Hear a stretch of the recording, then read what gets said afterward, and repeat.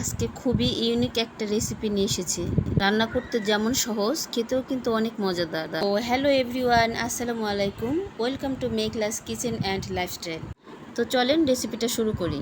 তার জন্য আমি প্রথমে প্যানে তেল দিয়ে দিচ্ছি। ভেতরে আমি দারচিনি, এলাচ, লবঙ্গ, তেজপাতা, জিরা দিয়ে দিচ্ছি। সাথে কিছু পেঁয়াজ মরিচ দিয়ে ভেজে নিব।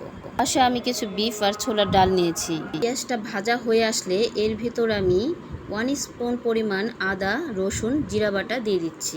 তারপর এগুলো ভালোভাবে নেড়ে চেড়ে সুন্দর করে ভেজে নিতে হবে। এখন এ পর্যায়ে আমি 1 স্পুন পরিমাণ হলুদের গুঁড়া এবং মরিচের গুঁড়া এবং 12 মশলা দিয়ে দিচ্ছি। এখানে 12 মশলাটা আপনারা যে মশলাটা আচারে ইউজ করে থাকেন সেটাই। তারপর আমি একটু পানি দিয়ে মশলাটা কষিয়ে নিচ্ছি। পরে এখানে আমি একটু স্বাদ মতো লবণ দিয়ে দিচ্ছি। তারপর আমি একটু নাড়াচাড়া দিয়ে ডালগুলো অ্যাড করে দিচ্ছি। তারপর একটু নেড়ে চেড়ে ঢেকে দিলাম। তারপর ঢাকনাটা খুলে বিফগুলো দিয়ে আমি নেড়ে চেড়ে আবার ঢেকে দিচ্ছি। ঢাকনাটা খুলে আবার একটু আমি মাংসটা কষিয়ে নিচ্ছি। এই যে দেখতে পাচ্ছেন আমার মাংসটা কষানো হয়ে গেছে।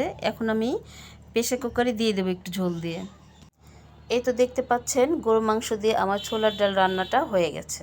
এই তো সাথে আমি কিছু রুটি বানিয়ে নিয়েছিলাম। এটা ভাত দিয়ে খেতে যেমন সুস্বাদু, রুটি দিয়ে খেতে কিন্তু আরও বেশি টেস্টি হয়। এটা কিন্তু আপনারা বাসায় অবশ্যই ট্রাই করে দেখবেন আর কমেন্টে জানাতে ভুলবেন না কেমন হয়েছে।